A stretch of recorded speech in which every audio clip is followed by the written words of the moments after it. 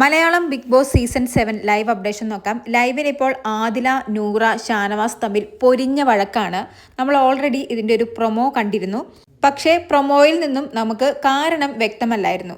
ഇവർ മൂന്നുപേരും തമ്മിലുള്ള വൻ അടിയുടെ കാരണം വേറൊന്നുമല്ല, നോമിനേഷൻ തന്നെയാണ്. ഷാനവാസിന് ചെറിയൊരു സംശയമുണ്ട്, ആദിലയും നൂറയും ഷാനവാസിനെ നോമിനേറ്റ് ചെയ്തിട്ടുണ്ട് എന്ന്. അങ്ങനെ ഒരു സംശയം ഷാനവാസിന് തോന്നാൻ കാരണം, നോമിനേഷന് ശേഷം എല്ലാ തവണയും ബിഗ് ബോസ് നോമിനേഷനിൽ ഓരോരുത്തരും ഉപയോഗിച്ച വാക്കുകൾ വിളിച്ചു പറയും. ഷാനവാസിന്റെ നോമിനേഷന് തൊട്ടു മുമ്പ് വിളിച്ചു പറഞ്ഞ ഒരു വാക്കാണ് മെയിൽ ഷോവിനിസ്റ്റ്. ആ വാക്ക് ഇവിടെ മെയിനായിട്ട് യൂസ് ചെയ്യുന്ന മൂന്ന് വ്യക്തികൾ ആദില, നൂറ, ലക്ഷ്മി. ലക്ഷ്മിയും ഷാനവാസും ഇപ്പോൾ നല്ല ബോണ്ടിലാണ്. അതുകൊണ്ട് തന്നെ ആദിലയോ നൂറയോ തന്നെ നോമിനേറ്റ് ചെയ്തെന്ന് ഷാനവാസിന് നല്ല ഉറപ്പായിരുന്നു. കൂടാതെ ഇവർ മൂന്ന് പേരും നേരത്തെ തന്നെ പദ്ധതി ഇട്ടതായിരുന്നു ആരിനെ നോമിനേറ്റ് ചെയ്യാമെന്ന്. എനിക്ക് തോന്നുന്നു രാത്രിയിൽ അങ്ങനെ ഒരു ഫൈറ്റ് ഉണ്ടായല്ലോ, അതിൻ്റെ പേരിലാവാം ഷാനവാസിന് ആര്യനോട് ദേഷ്യം. എന്തായാലും പദ്ധതി ഇട്ടതുപോലെ തന്നെ ഷാനവാസ് ആര്യനെ നോമിനേറ്റ് ചെയ്യുന്നു. എന്നാൽ നോമിനേഷൻ കൗണ്ട് വിളിച്ചു പറയുന്ന സമയത്ത് ആര്യന് 2 വോട്ടുകളായിരുന്നു. അനുമോൾ ഓപ്പൺ നോമിനേഷനാണ് ഇന്ന് ചെയ്തത്. അനുമോളുടെ നോമിനേഷൻ ആര്യനായിരുന്നു. അതുകൊണ്ട് തന്നെ ഷാനവാസും അനുമോളുമാണ് ആര്യനെ നോമിനേറ്റ് ചെയ്തതെന്ന് ഷാനവാസിന് മനസ്സിലായി.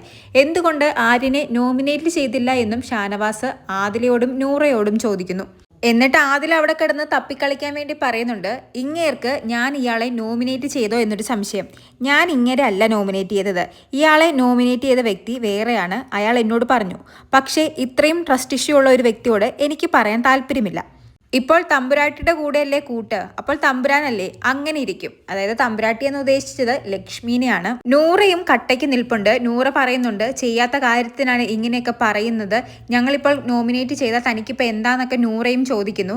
ആദില ഷാനവാസിനെ നോമിനേറ്റ് ചെയ്ത കാര്യം സത്യത്തിൽ നൂറയ്ക്ക് അറിയാമോ ഇല്ലയോ എന്ന് അറിയില്ല. എന്തായാലും ആദില ഷാനവാസിനെ നോമിനേറ്റ് ചെയ്തിട്ടും മുഖത്ത് നോക്കി ഞാൻ നോമിനേറ്റ് ചെയ്തിട്ടില്ല, ഞാൻ വേറെ 2 പേരെയാണ് നോമിനേറ്റ് ചെയ്തതെന്നൊക്കെ പറഞ്ഞ് തർക്കിക്കുന്നുണ്ട്. പുറത്തിറങ്ങുമ്പോൾ മനസ്സിലാകും, അപ്പോൾ റിഗ്രറ്റ് ചെയ്യുമെന്ന് നൂറയും പറയുന്നുണ്ട്. പക്ഷെ ഷാനവാസ് പറയുന്നത്, നിന്റെയൊക്കെ തനി സ്വഭാവം മനസ്സിലായി, നീയൊക്കെ കുറേ നാളായി കള്ളം കളിച്ചുകൊണ്ടിരിക്കുന്നു. നെവീൻ്റെ കാര്യത്തിലും നിങ്ങൾ ഇത് തന്നെയാണ് കളിച്ചത്. ഞാൻ എൻ്റെ മനസ്സിൽ സൂക്ഷിച്ച ഇമോഷൻ വെച്ചാ നീയൊക്കെ കളിച്ചത്. സമയവും സന്ദർഭവും വരുമ്പോൾ നിനക്കെതിരെ ഞാൻ കൊണ്ടുവരാം. നിന്നെയൊക്കെ ഞാൻ കാണിച്ചു തരാടി. നീയൊക്കെ പറയുന്ന ഓരോ വാക്കും ഞാൻ എടുത്തു വെച്ചിട്ടുണ്ട്. ഇപ്പോൾ ഇത്രയും ദിവസമായില്ലേ, നിന്നിലൊക്കെ മാറ്റം വരുമെന്ന് എനിക്ക് നന്നായിട്ട് അറിയായിരുന്നു. നിന്റെയൊക്കെ നാടകം പൊളിഞ്ഞടി. എൻ്റെ മുന്നിൽ കിടന്ന് 2 പേരും 2 നാടകം കളിക്കണ്ട. എന്തായാലും എനിക്ക് മനസ്സിലായി, ഇങ്ങനൊരു കാര്യം സംഭവിച്ചുകൊണ്ട് നിന്റെയൊക്കെ തനി മുഖം തിരിച്ചറിയാൻ സാധിച്ചല്ലോ. സത്യം പറഞ്ഞാൽ ഞാൻ തന്നെയാണ് തെറ്റുകാരൻ. എനിക്ക് 1-2 അവസരം കിട്ടിയിട്ടും ഞാൻ മാറാതെ നിന്റെ കൂടെയൊക്കെ നിന്നില്ലേ, ഞാൻ തന്നെയാണ് തെറ്റുകാരൻ. കാണിച്ചു തരാം, നിന്നെയൊക്കെ ഞാൻ കാണിച്ചു തരാം, സമയവും സന്ദർഭവും ഒന്ന് വന്നോട്ടെ എന്നൊക്കെ പറയുന്നു. ആദിലയും നൂറയും വിട്ടുകൊടുക്കുന്നില്ല. അവരും നല്ല രീതിയിൽ തന്നെ തിരിച്ചു പറയുന്നുണ്ട്, ഇയാൾ എന്തിനാണ് ബ്ലാക്ക് മെയിൽ ചെയ്യുന്നത്, കാണിച്ചു തരാം എന്ന് എന്തെങ്കിലും പറയാനുണ്ടെങ്കിൽ പബ്ലിക്കായിട്ട് അങ്ങ് പറ. പുതിയ ആളെ ഇപ്പോൾ കിട്ടിയല്ലോ, അപ്പോൾ ബാക്കിയുള്ളവരെ തേച്ചൊട്ടിക്കും.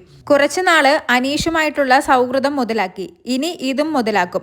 ഞങ്ങളൊന്ന് സംസാരിച്ചാൽ അപ്പോൾ ചൂലുമെടുത്ത് വരും സംസാരം കേൾക്കാൻ വേണ്ടി. നാണമില്ലാതെ കുണുങ്ങി വരും. അപ്പോഴും ഷാനവാസ് പറയുന്നുണ്ട്, എനിക്കൊരു സമയം കിട്ടിക്കോട്ടെ, ഞാൻ കാണിച്ചു തരാം.